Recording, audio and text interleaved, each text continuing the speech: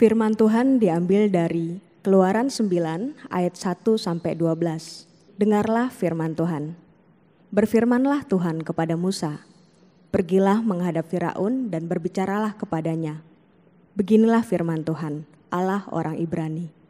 Biarkanlah umatku pergi, supaya mereka beribadah kepadaku. Sebab jika engkau menolak membiarkan mereka pergi dan masih menahan mereka, maka ternakmu yang ada di padang, kuda, keledai, unta, lembu sampi dan kambing domba akan kena tulah Tuhan, yakni kena penyakit sampar yang dahsyat. Dan Tuhan akan membuat perbedaan antara ternak orang Israel dan ternak orang Mesir, sehingga tidak ada yang akan mati seekor pun dari segala ternak orang Israel. Selanjutnya Tuhan menentukan waktunya, firman-Nya, besoklah Tuhan akan melakukan hal itu di negeri ini. Dan Tuhan melakukan hal itu keesokan harinya. Segala ternak orang Mesir itu mati, tetapi dari ternak orang Israel tidak ada seekor pun yang mati. Lalu Firaun menyuruh orang ke sana, dan sesungguhnya lah dari ternak orang Israel tidak ada seekor pun yang mati. Tetapi Firaun tetap berkeras hati dan tidak mau membiarkan bangsa itu pergi. Berfirmanlah Tuhan kepada Musa dan Harun, ambillah jelaga dari dapur peleburan serangkup penuh, dan Musa harus menghamburkannya ke udara di depan mata Firaun. Maka jelaga itu akan menjadi debu meliputi seluruh tanah Mesir, dan akan menjadikan barah yang memecah sebagai gelembung pada manusia dan binatang di seluruh tanah Mesir. Lalu mereka mengambil jelaga dari dapur peleburan dan berdiri di depan Firaun. Kemudian Musa menghamburkannya ke udara. Maka terjadilah barah yang memecah sebagai gelembung pada manusia dan binatang. Sehingga ahli-ahli itu tidak dapat tetap berdiri di depan Musa karena barah-barah itu. Sebab ahli-ahli itu pun juga kena barah sama seperti semua orang Mesir. Tetapi Tuhan mengeraskan hati Firaun, sehingga ia tidak mendengarkan mereka seperti yang telah difirmankan Tuhan kepada Musa. Demikianlah firman Tuhan. Saudara, mari kita berdoa sekali lagi. Bapa yang baik, kami mengerti Tuhan bahwa Engkaulah Allah yang Maha Kudus. Engkau penuh kasih sayang, penuh belas kasihan, dan Engkau panjang sabar terhadap kami Tuhan, umat-Mu yang seringkali melupakan kekudusan-Mu, sering sekali mengabaikan firman-Mu, dan seringkali gagal memberikan Engkau Tuhan kemuliaan dan kehormatan yang Engkau layak terima. Ya Tuhan, hari ini kami mau bersujud di hadirat-Mu, mendengar Tuhan pengajaran-Mu, lembutkanlah hati kami Tuhan, agar kami bisa mempunyai telinga yang mendengar Tuhan, dan agar firman-Mu bisa tertanam dalam hati kami dan membuatkan buah penyembahan yang Engkau layak terima dari kami semua. Dalam nama Tuhan Yesus kami berdoa. Amin. Oke, shalom saudara. Puji Tuhan, saya bisa di sini lagi melayani saudara. Senang sekali setiap kali saya bisa ada kesempatan ke sini, walaupun seharusnya Tezar hari ini. Mohon maaf, saya harap tidak terlalu mengecewakan pelayanan saya hari ini ya. Oke, dan hari ini kalau gitu saya mau membahas satu firman yang saya sedang renungi akhir-akhir ini. Dan saya rasa firman ini begitu menarik karena firman ini adalah salah satu firman yang mencerahkan salah satu aspek dari sifat Tuhan yang kita temukan di Alkitab yang saya rasa begitu unik bagi Allah yang disembah orang Kristen. Oke, tapi sebelum saya mulai membahas firman ini, saya mulai dengan satu cerita. Jadi kurang lebih 2 tahun yang lalu, saya sedang nyetir di Jakarta ya, agak buru-buru, terus habis itu ketemu lampu merah, berhenti di lampu merah. Tahu-tahu ada abang ojol yang ketok-ketok jendela saya, dan mukanya dia panik gitu kan. Kaget dong, saya buka dong, nanya ada apa, ternyata Bang ojol ini mau ngasih tahu bahwa pas di jalan, pas saya buru-buru, ternyata saya ngelindes kucing. Dan saran dia untuk saya adalah, untuk saya balik dan cari kucingnya agar bisa dikubur. Which saudara nggak mungkin di Jakarta ya, itu kan macet dan lain-lain. Nah, dia menyarankan ini karena kata dia kalau saya nggak kubur nanti kena sial. Soalnya apparently ada kepercayaan bahwa di Indonesia ini kucing itu temannya setan atau gimana gitu. Terus nanti kalau ngelindes kucing atau mematikan kucing bisa bawa sial bagi saya. Dan saya baru mau menginjili dia dan memberitahu saya orang Kristen dan Tuhan Yesus sudah menanggung kutuk untuk saya. Tahu-tahu lampunya udah hijau dan hilang kesempatannya, saudara, sayang sekali ya. Nah, semingguan lagi saya liburan ke Bali bersama istri saya dan saya iseng kan mau bawa motor di sana kayak bule-bule. Padahal saya udah lama banget gak bawa motor, dan singkat cerita saya jalan di jalanan Ubud yang sempit dan saya bawa motor itu nyungsep ke dalam sawah, saudara ya, sambil bonceng istri. Saya sendiri nggak apa-apa, tapi istri saya luka-luka dan agak bete sama saya di hari itu. Nah, sebenarnya kalau saudara kenal saya tuh orangnya tuh lumayan rasional ya, dan gak gitu percaya yang sama gaib-gaib gitu. Tapi meskipun demikian, saya masih kepikiran, ini gara-gara kucing ini kayaknya. Saya bunuh kucingnya setan dan sekarang saya terkutuk. Nah, kenapa saya cerita ini? Karena mungkin karena kita besar di budaya yang mempunyai kepercayaan seperti ini tentang hal-hal yang gaib, saya lama sekali menganggap Tuhan itu cara kerjanya mirip dengan setan-setan. Di mana misalnya saya sengaja atau tidak bersalah kepada Tuhan, sama seperti setan-setan itu, dia akan mengirimkan sial, kutuk, dan tulah. Sampai saya bisa bertanya-tanya, kalau ada kejadian-kejadian yang gak enak di hidup saya, apakah saya salah sama Tuhan? Apakah saya ngelindes kucing seperti yang dikatakan Bang Ojol itu? Dan teori ini bisa saja kita rasa dikonfirmasi oleh Alkitab, ya. Apalagi kalau kita bertemu dengan firman yang seperti kita baru bacakan tadi, di mana Tuhan literally sedang mengirim tulah kepada bangsa Mesir. Tapi kalau kita pelajari Alkitab, saudara, saya harap saya bisa menunjukkan bahwa ini sebenarnya tidak tepat. Apalagi bila kita mengerti ceritanya sesuai dengan konteks. Dan harapan saya sepanjang khotbah ini, melalui khotbah ini, saya bisa menunjukkan bahwa sebenarnya Allah itu waktu dia mengkonfrontasi dosa kita pun, dia bukanlah Allah penghukum dan pendendam, tapi bahwa ia sebenarnya adalah masih Allah yang panjang sabar dan adil.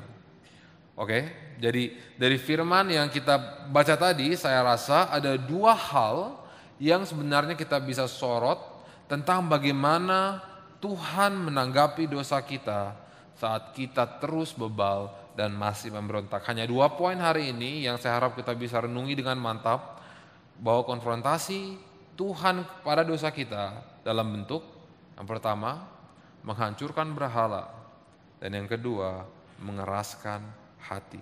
Oke, biarlah Roh Kudus melembutkan hati kita hari ini dan memberikan kita telinga untuk mendengar hikmat Tuhan hari ini.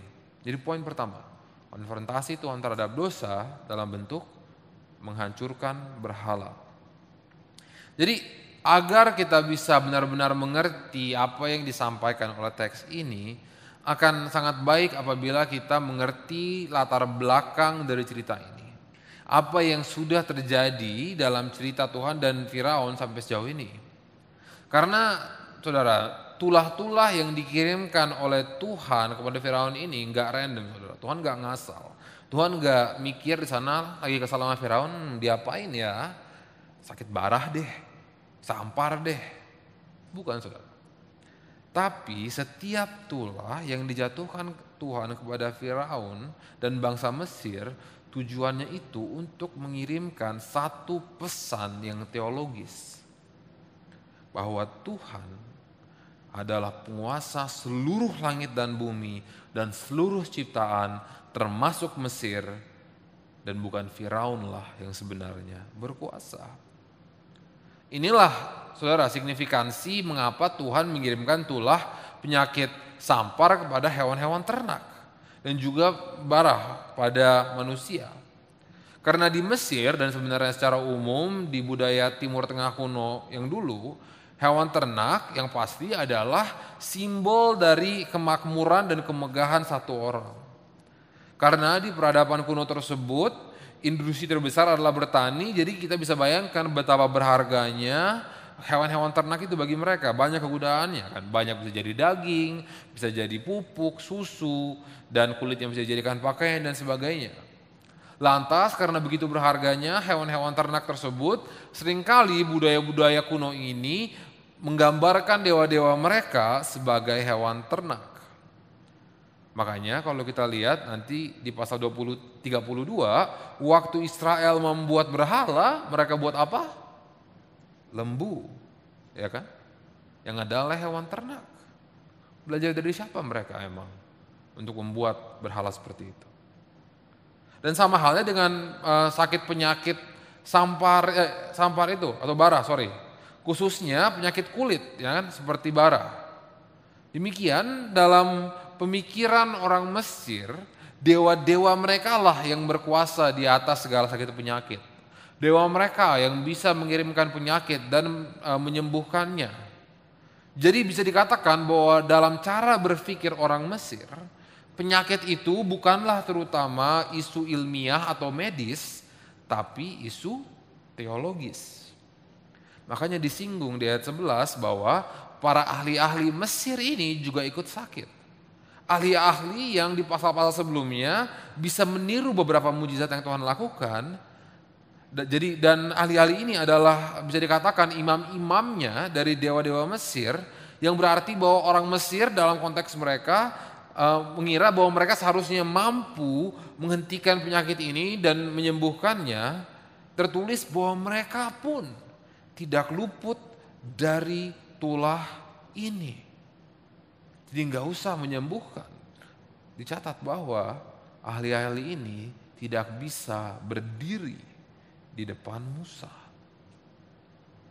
Maka saat Allah mengirimkan penyakit sampar yang mematikan hewan-hewan ternak bangsa Mesir dan juga melanda mereka dengan sakit penyakit, pesan yang mau disampaikan kepada mereka itu jelas, bahwa sebenarnya Ia adalah yang berkuasa, bahwa Ia adalah Allah yang hidup dan sejati, yang sebenarnya berdaulat di atas segala harta dan kesehatan mereka. Dan kalau memang Tuhan mau memutuskan untuk mencabut hal ini dari mereka, dewa-dewa, berhala-berhala yang mereka sembah tidak bisa menolong mereka sama sekali. Jadi untuk apa saudara sebenarnya Tuhan melakukan ini? Apakah Tuhan mau pamer saja? Mengapa Tuhan harus menunjukkan kepada mereka bahwa Ia lebih hebat daripada dewa-dewa Mesir? Memang benar pada satu sisi bahwa Allah memang pencipta langit dan bumi, dan Dia memang adalah satu-satunya yang layak untuk dikagumi dan diagungkan oleh seluruh penghuni ciptaan. Tapi kalau kita lihat secara naratif dari alur cerita Keluaran sejauh ini, tindakan Tuhan yang luar biasa ini adalah respons daripada sentimen Firaun yang kita bisa baca di Keluaran pasal 5 ayat 2. Di mana Firaun berkata, "Siapakah Tuhan yang harus kudengarkan firman-Nya untuk membiarkan orang Israel pergi? Tidak kenal aku Tuhan itu, dan tidak juga aku akan membiarkan orang Israel itu pergi."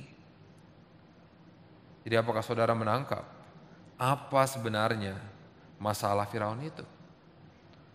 Bahwa pada dasarnya mengapa Tuhan harus bertindak, memutuskan untuk bertindak sedrastis ini adalah karena Firaun tidak mau mengakui Tuhan. Walaupun Tuhan berkali-kali memberikan Firaun kesempatan untuk bertobat dan melakukan hal yang benar dan membebaskan umatnya yang sudah ditindas bahkan dibunuh oleh bangsa Mesir secara keji untuk ratusan tahun. Firaun begitu angkuh sampai dia tidak rela menurut kepada Tuhan. Karena memang di teologi orang Mesir, Firaun sendiri pun itu dianggap sebagai salah satu dari dewa-dewa. Dialah perantara dewa-dewa dan manusia. Jadi dia, Firaun, 100% yakin bahwa dewa-dewa Mesir akan mendukung dia dan mereka gak kalah hebatnya dengan Allah Israel. Maka saat ia mendengar bahwa ada Allah dari bangsa lain mengatur-ngatur dia, tersinggung dia. Bahkan saya rasa Firaun merasa bahwa reputasinya terancam. Soalnya dia pikir, aku juga dewa. Backingan aku, supporter aku, juga dewa-dewa Mesir. Buat apa aku dengar Allah Israel? Siapa dia? Menurut Firaun. Jadi saudara, apa yang saya mau tekankan dan sampaikan hari ini? Dalam bahwa sesungguhnya di belakang semua dosa kita, di belakang setiap keputusan kita untuk memberontak dan melawan perintah Tuhan, di belakang segala kepelaan kita untuk melepaskan satu dosa adalah keangkuhan yang mirip walaupun tidak selevel Firaun mungkin. Alasan mengapa kita sering bersikeras untuk mempertahankan dosa kita adalah karena kita telah berhasil membohongi diri kita sendiri. Bahwa kita sudah bisa aman dan nyaman dan sukses tanpa taat kepada Tuhan. Karena kita rasa kita memegang berhala yang bisa menyaingi Tuhan dalam kemampuannya memberkati kita dan menyelamatkan kita dari malapetaka. Coba kita ambil contoh lah ya, berhala yang mungkin saya rasa paling umum di Indonesia. Coba, apa yang kita rasa dan dianggap oleh budaya kita sebagai solusi semua masalah kita dan kepastian bagi masa depan kita? Adalah uang, ya kan? Kita rasa bahwa dengan uang kita bisa mendidik diri kita setinggi mungkin, memodali usaha kita selengkap mungkin, mengobati keluarga kita dan take care of them sebaik mungkin. Sehingga dengan uang kita bisa hidup panjang dan tenang. Dan ada aspek kebenaran juga ya, memang kita memerlukan uang untuk memperbaiki kualitas hidup kita. Jadi uang itu sebenarnya memang adalah sesuatu yang helpful ya, yang berguna dan bisa membantu. Tapi kalau karena sebegitu bergunanya uang itu, kita berhenti melihat uang sebagai hal yang berguna tapi hal yang esensi, bukan hanya sebagai sarana yang memberikan kita akses kepada hal yang memang kita perlukan untuk hidup, tetapi menjadikan sumber dan harapan untuk hidup kita itu sendiri. Bila ini terjadi, kita bisa menghalalkan segala sesuatu demi uang. Dan kalau perlu kita akan mengorbankan kesehatan kita dengan bekerja tanpa henti. Atau mungkin juga mengorbankan relasi-relasi terdekat kita. Waktu, perhatian, dan kasih sayang yang kita harus berikan kepada keluarga dan komunitas kita. Atau mungkin kita juga mengorbankan integritas kita. Sehingga kita berani melanggar hukum-hukum negara kita dan bahkan melanggar prinsip-prinsip yang kita sendiri sebenarnya mengaku kita percaya dan menjadi munafik. Dan kita berani berdosa untuk berhala itu, kita pada dasarnya memutuskan untuk mengatakan kepada Tuhan, aku tidak memerlukanmu karena tanpamu aku sudah aman. Gak usah ada Tuhan, sendiri aku juga udah oke. Saudara, sama seperti apa yang terjadi kepada Firaun dan bangsa Mesir itu, saat kita mengambil keputusan ini, Tuhan akan memberikan kita kesempatan untuk kembali kepadanya dengan menunjukkan kepada kita bahwa berhala-berhala kepada siapa kita meletakkan harapan kita itu secara bersamaan sebenarnya itu dikendalikan oleh Tuhan dan sifatnya itu terbatas dan fana. Sama seperti hewan ternak yang mereka pikir adalah sumber kekayaan mereka dan kesehatan yang mereka pikir diberikan oleh dewa-dewa mereka sendiri, Tuhan menunjukkan kepada bangsa Mesir bahwa berhala-berhala itu begitu rapuh dan bisa hilang secara sekejap. Dan bila Tuhan memutuskan untuk menguji berhala andalan kita itu dengan menyentuhnya saja, kita akan dibuat sadar betapa mengecewakan berhala-berhala tersebut dibanding Tuhan. Mari kita kembali ke contoh uang tadi ya, yang kita bahas. Walaupun uang kita mungkin banyak, belum tentu kan. Kalau kita sakit, uang itu bisa membeli obat yang menyembuhkan kita. 3 bulan yang lalu, CCC di gereja kami baru saja mengalami kedukaan pertama dari anggota kita.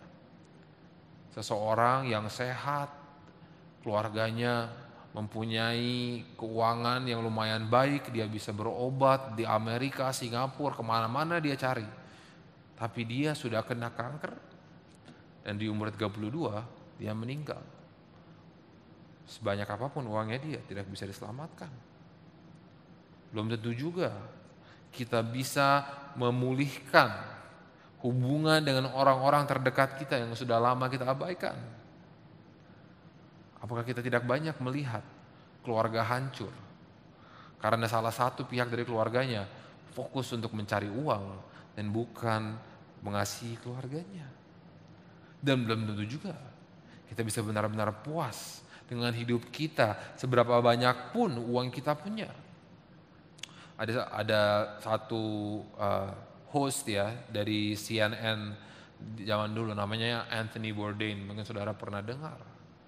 Kerjaan dia adalah pergi ke negara-negara yang eksotis, tinggal di hotel-hotel terbaik, dan kerjaannya adalah untuk mereview makanan-makanan yang terenak. Tapi apa yang terjadi sama dia?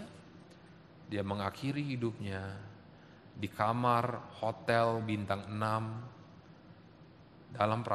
di Perancis karena dia depresi, tidak puas dengan hidupnya sendiri.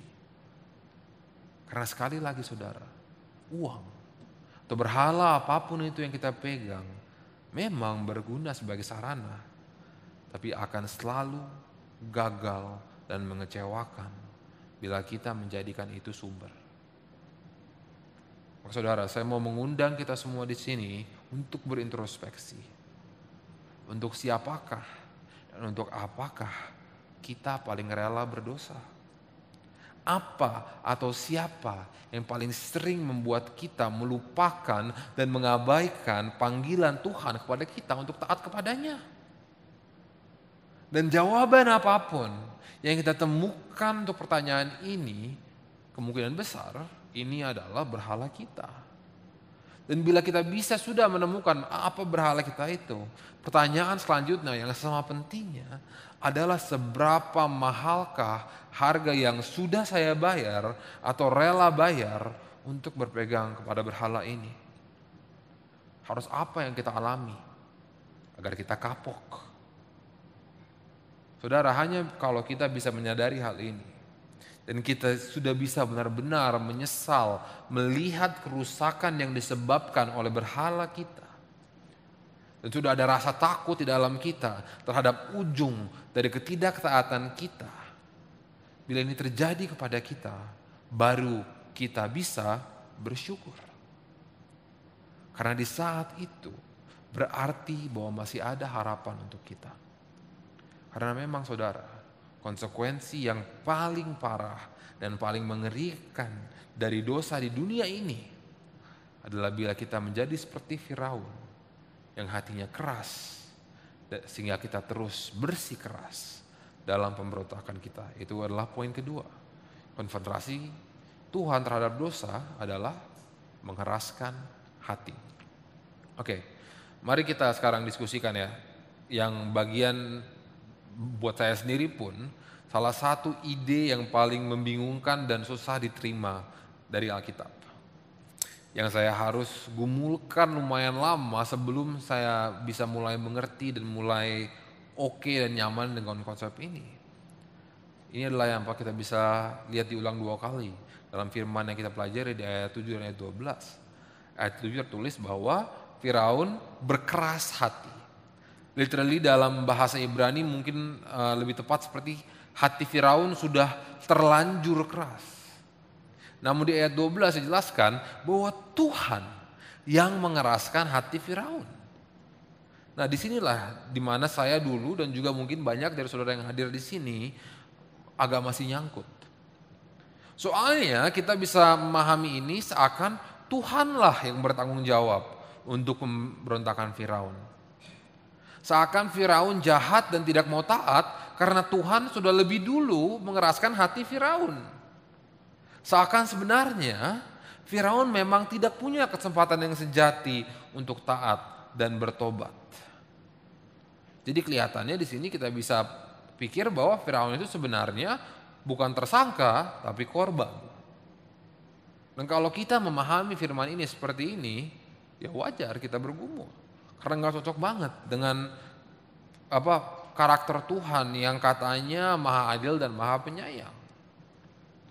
Tapi kalau kita mengikuti ceritanya secara keseluruhan, sepertinya pemahaman ini kurang pas dengan alur ceritanya.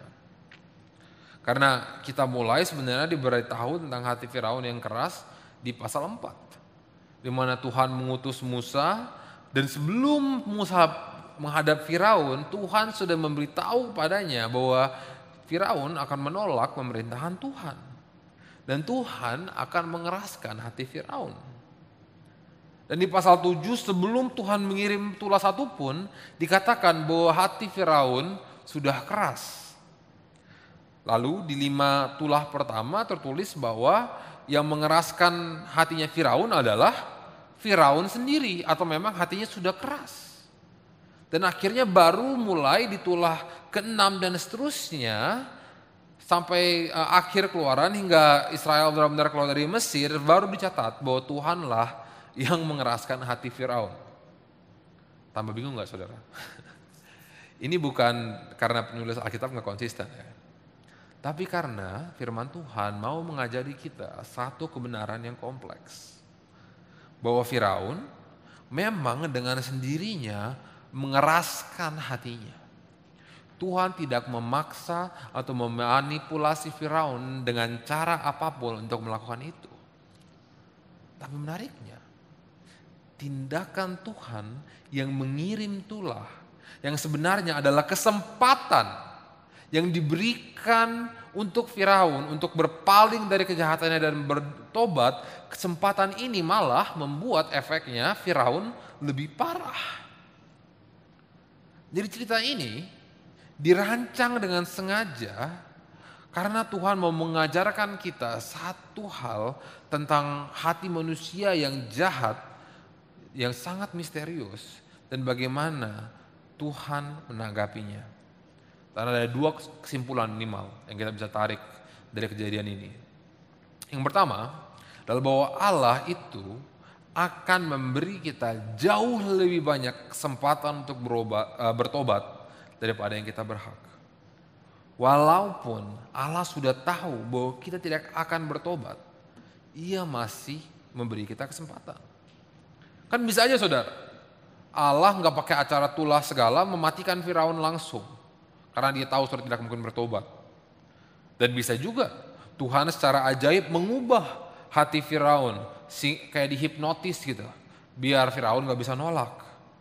Atau bisa juga Tuhan melarikan bangsa Israel secara diam-diam waktu malam gitu sehingga Firaun gak usah ikut campur tangan. Tetapi Tuhan tidak seperti ini. Karena Tuhan kita adalah Allah yang selalu memberi kesempatan. Tuhan selalu memberi kesempatan. Ia begitu penuh kasih dan panjang sabar. Ia bahkan rela memberikan musuhnya.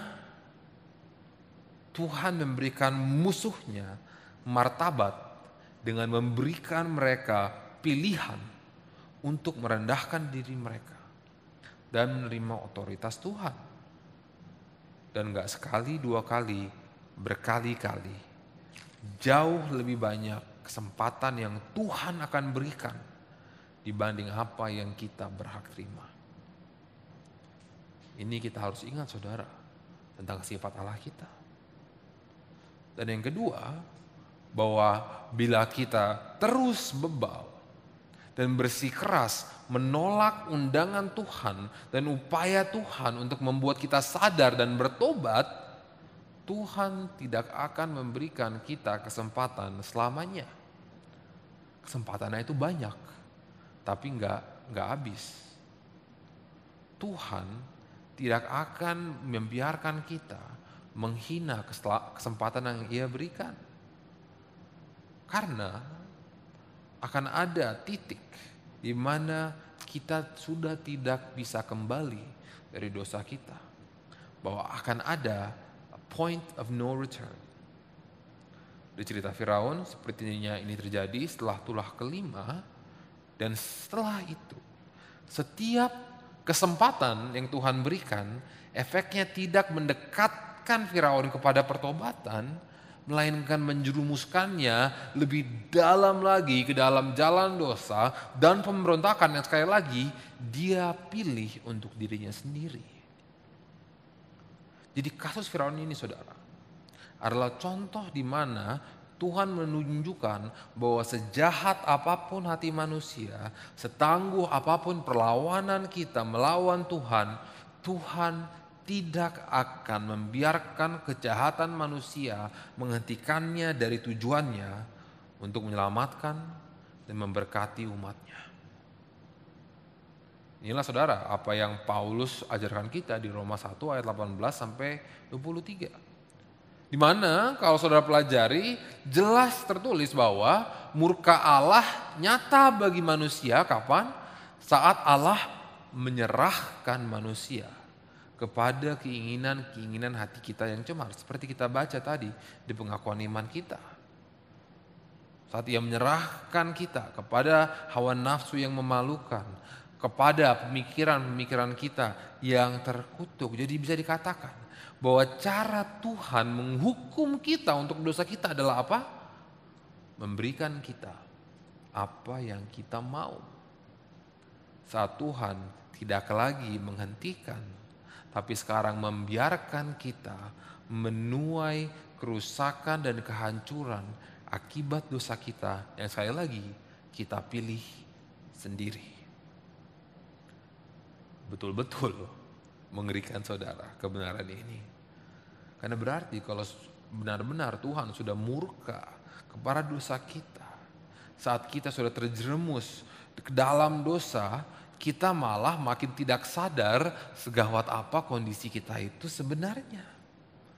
Sebaliknya dosa itu akan terasa semakin normal.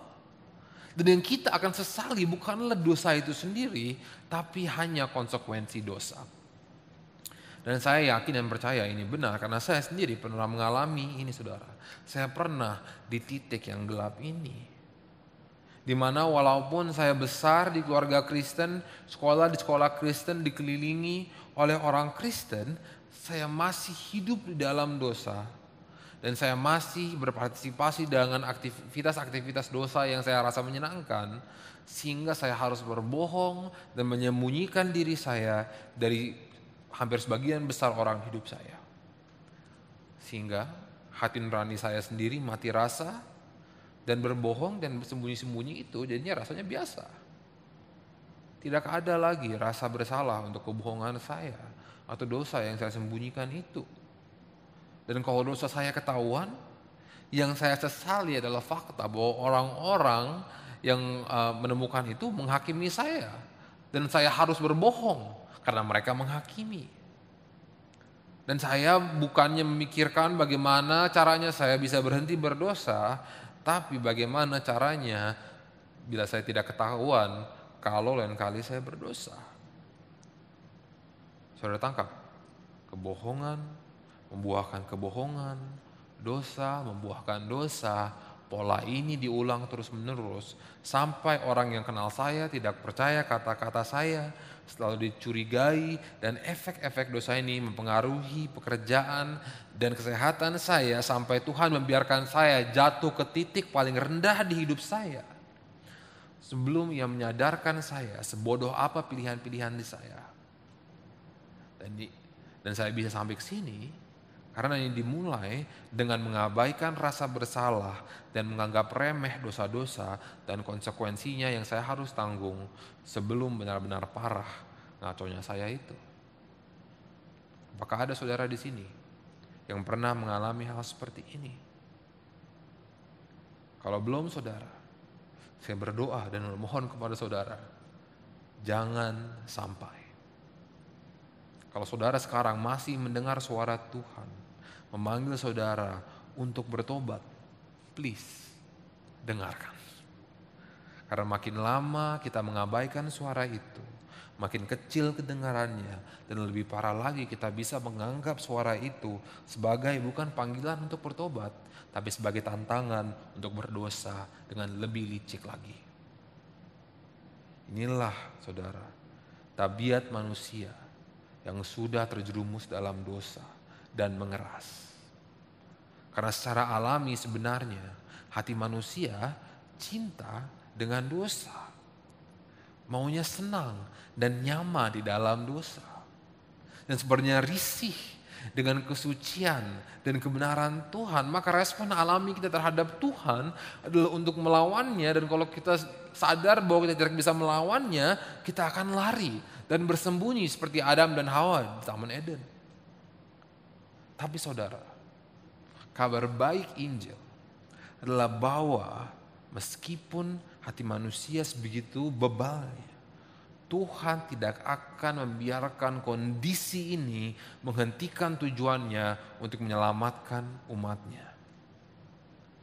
Jadi kalau kita pelajari perjanjian lama terus dan kita sampai ke kitab-kitab para nabi seperti Nabi Yeskiel contohnya, konsep hati yang keras ini terus dipakai untuk mendeskripsikan dosa.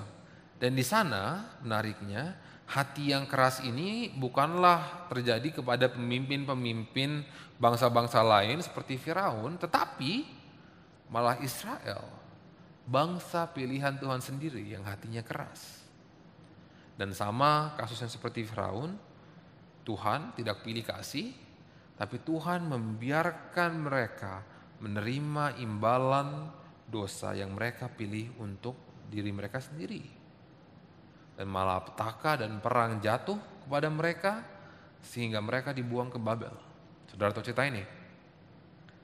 Tapi di sana ditegaskan bahwa Tuhan tetap berkomitmen untuk menyelamatkan umatnya.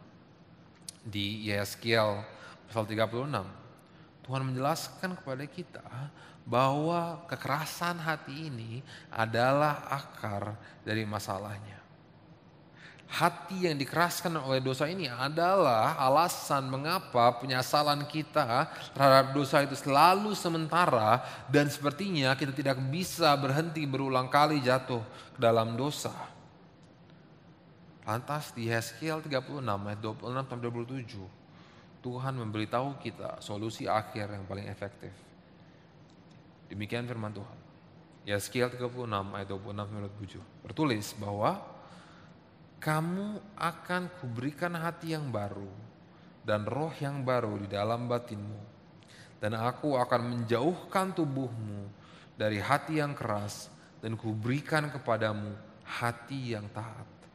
Rohku akan kuberikan diam dalam batinmu dan aku akan membuat kamu hidup menurut segala ketetapanku dan tetap berpegang kepada peraturan-peraturanku dan melakukannya. Saudara, hati yang baru ini adalah solusi Tuhan terhadap dosa kita. Hanya bila Tuhan mengirimkan rohnya, sehingga kita bisa diberikan hati yang baru, hati yang taat, hati yang bisa melihat Tuhan sebagai pembela dan juru selamat kita dan bukan lawan atau sebagai semacam polisi kita. Hanya itu yang bisa membuat kita mau mendengarkan panggilan Tuhan untuk bertobat agar kita bisa berpegang kepada peraturan Tuhan yang Ia berikan kepada kita untuk memberi kita kehidupan yang kekal. Dan hati yang baru ini saudara tidak bisa kita dapatkan melalui kerja keras. Bukan melalui berusaha sekeras mungkin dan tekun belajar. Satu-satunya cara kita bisa mempunyai hati baru ini adalah apabila Roh Tuhan berkarya secara langsung di dalam kita. Dan tahukah saudara, kapan kita bisa yakin bahwa Roh Tuhan sudah berkarya dalam hidup kita? Yohanes 14 menjelaskan bahwa ini terjadi saat kita bisa melihat kasih Allah dalam Tuhan Yesus, yang adalah Allah sendiri datang sebagai manusia, satu-satunya manusia yang hidup tidak pernah sekalipun melawan kehendak Tuhan, sehingga ia bisa layak untuk menanggung semua kutuk dan konsekuensi untuk dosa kita di kayu salib. Hanya bila kita bisa melihat betapa besar kasih dan kesabaran Allah yang ditunjukkan melalui Yesus, dan ada kemauan dari diri kita untuk berpaling dari dosa kita, untuk melakukan yang benar. Ini berarti saudara, hanya bila ini sudah terjadi, ini berarti bahwa kita belum seperti Firaun. Kita belum sampai di point of no return ini. Dan artinya setiap konsekuensi dosa yang kita hadapi dan kita alami itu bukan serangan atau hukuman atau penghakiman Tuhan, tetapi adalah undangan. Undangan untuk melepaskan berhala-berhala yang terbatas dan fana, dan undangan untuk berpegang lebih erat lagi kepada kasih Tuhan, agar kita bisa mengandalkannya dan bukan mengandalkan diri kita sendiri atau berhala kita. Jadi walaupun kita semua sekarang masih dalam proses, masih dalam situasi di mana kita akan jatuh dan bangun, setiap jatuhan kita, saudara, bila kita berpegang kepada Kristus, bukanlah pengunduran, tapi pendidikan. Pelajaran yang tujuannya untuk membentuk kita, untuk menjadi umat yang lebih setia lagi dan lebih baik lagi, dan bukan untuk mengeraskan kita dan menjatuhkan kita. Jadi bila ada sekarang di sini saudara yang mungkin masih takut, mungkin curiga bahwa kita sedang OTW ke point of no return ini, berbahagialah kalau saudara khawatir. Karena artinya sekarang masih ada kesempatan, dan mungkin sekarang saudara sedang dilembutkan hatinya. Dan bila saudara mau hari ini melepaskan berhala-berhala saudara dan merendahkan diri saudara di bawah kaki Tuhan, di tahta Tuhan, dan mengakui otoritas Tuhan yang memang layak ia terima, pengampunan dari Tuhan diberikan kepada saudara dengan cuma-cuma, dan saudara pun akan luput dari malapetaka dan diangkat oleh Tuhan sebagai bangsa kekasihnya, agar kita bisa menerima berkat darinya dan bukan malapetaka. Maukah saudara menerima undangan itu? Mari kita berdoa.